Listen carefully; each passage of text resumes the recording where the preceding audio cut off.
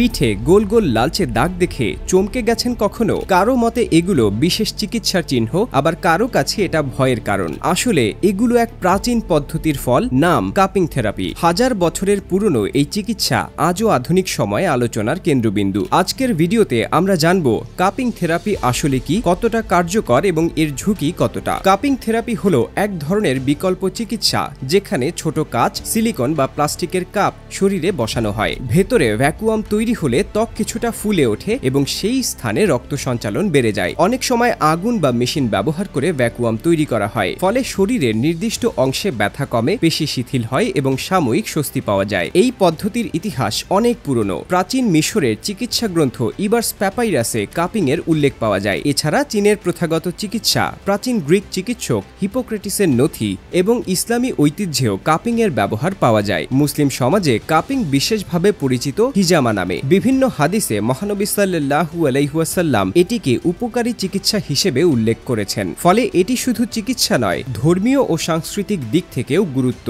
বহন করে। আধুনিক যুগে কাপিং আবারও আলোচনায় আসে 2016 সালের রিও অলিম্পিক থেকে। বিশ্বসেরা সাঁতারু মাইকেল ফেলপসের পিঠে কাপিং এর দাগ দেখে অনেকেই অবাক হন। এরপর বিশ্বব্যাপী অ্যাথলেটরা পেশি ব্যথা কমানো ও দ্রুত পুনরুদ্ধারের জন্য কাপিং নিতে শুরু করেন। কেবল ক্রীড়াবিদ নন, সাধারণ মানুষও পিঠের ব্যথা, ঘাড়ের ব্যথা, আর্থ্রাইটিস, মাইগ্রেন, হজম সমস্যা বা অনিদ্রার মতো অসুখে কাপিং ব্যবহার করে থাকেন। কাপিং মূলত দুই ধরনের, ড্রাই কাপিং ও ওয়েট কাপিং। ড্রাই কাপিং এ শুধু ভ্যাকুয়াম ব্যবহার করা হয়, কোনো রক্ত বের হয় না। কিন্তু ওয়েট কাপিং এ হালকা কেটে সামান্য রক্ত বের করা হয়, যাকে অনেকেই ক্ষতিকর রক্ত বের করা হিসেবে মানেন। এছাড়া মুভিং কাপিং নামের একটি ভ্যারিয়েশনও আছে, যেখানে তেল মাখা শরীরে কাপ ঘুরিয়ে ব্যথার জায়গায় চাপ কমানো হয়। এখন প্রশ্ন, এটা আসলেই কাজ করে কিনা? বৈজ্ঞানিক গবেষণা বলছে কাপিং কিছু ক্ষেত্রে উপকার দিতে পারে, বিশেষ করে দীর্ঘস্থায়ী পিঠের ব্যথা, ঘাড়ের ব্যথা বা আর্থ্রাইটিসে সাময়িক স্বস্তি পাওয়া যায়। তবে বড় আকারের ও উচ্চমানের গবেষণা